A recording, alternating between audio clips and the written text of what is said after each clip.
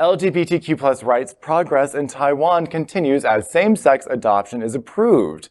On Tuesday, Taiwan's legislature passed a bill that granted same-sex couples the right to jointly adopt a child, clearing one of the final hurdles in achieving full marriage equality. In 2019, Taiwan became the first jurisdiction in Asia to legalize same-sex marriage, but it stopped short of granting fully equal rights of the adoption to same-sex couples. Previously, only heterosexual couples and single people were allowed to adopt children to whom they were not biologically related, creating situations where if same-sex couples wanted to adopt a child, only one of them could register as the child's legal parent, even if they both shared the burden of raising the child. Fan Yun, a lawmaker from the ruling Democratic Progressive Party, said, quote, "I am very excited that we granted joint adoption rights to same-sex couples today. Legally, we have finally returned same-sex couples to their children," end quote. Aww. Before the legal change Tuesday, some same-sex couples had spent years challenging the discrimination in Taiwanese courts. In a landmark ruling last January, a male couple from the Kaohsiung city managed to successfully challenge the ban when the court ruled that allowing joint adoption was in the best interest of their child. But the court also dismissed other similar cases, and the law that limited their civil liberties remained on the statute until it was amended Tuesday. I think that's really cool. Taiwan's surprisingly progressive. Yeah, no, I was there in 2019 when they approved the same-sex marriage in Taiwan. I was just in Taiwan. I wasn't there for that reason, but I was just partying in Taiwan. You were looking for a Taiwanese boyfriend. That's what you were looking for. And I was like you. I was very surprised that that Taiwan passed same-sex marriage before, let's say, Thailand. Yeah. I thought it's very refreshing to see that a part of China that they are trying to, they're definitely trying to create, the difference with the mainland China and, the liberties and the rights of the Taiwanese. I think this is fantastic. I'm so happy for them. Yes, and let's get happier about this, Dino, because this is the only positive news story that we're doing all day. I'm so happy I got to be Okay, there. so let's remember that. Make sure you watch it. It's happening out at 9. Oh, my goodness. I mean, this is fantastic that this passed. There are so many children without parents in Taiwan, and now they get a chance to be raised by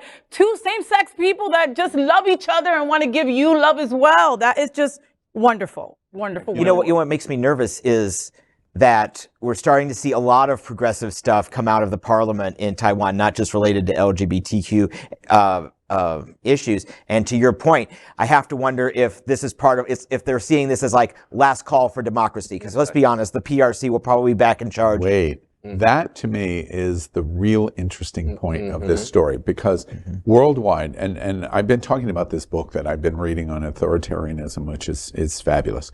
One of the points that is made in terms of authoritarian decision-making, especially as it relates to marginalized communities like LGBT, is the two principal things that have gotten in the way through human history, especially in modern times, to marginalized communities is evangelical church, and they stand in the way of marginalized communities against Jews, for example, against LGBT, against minority representation of race and even gender that is not the majority. And then the other is authoritarian dictatorship.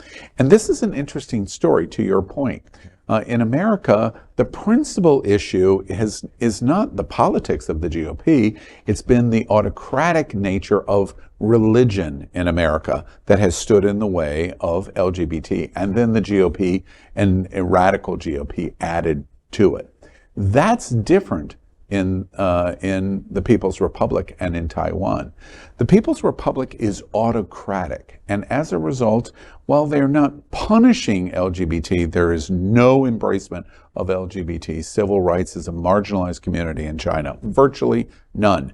1.6 billion people, no LGBT embracement, like Russia.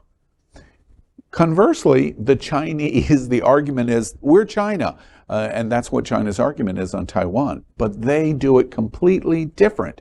They don't face the evangelical kind of Christian church that we see in the West, and they don't have the autocratic nature that the People's Republic has. So as a result, they're getting to it way faster of an embracement of a marginalized community because those two decision makers are removed. And that's why we're watching what's happening in Taiwan.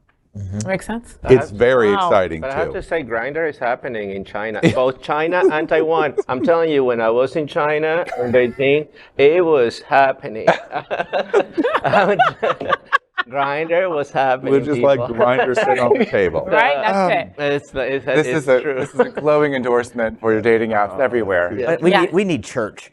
We all need church, okay? And with We are Queer News Tonight, the world's first and only live daily LGBTQ+ evening news show from Happening Out Television Network.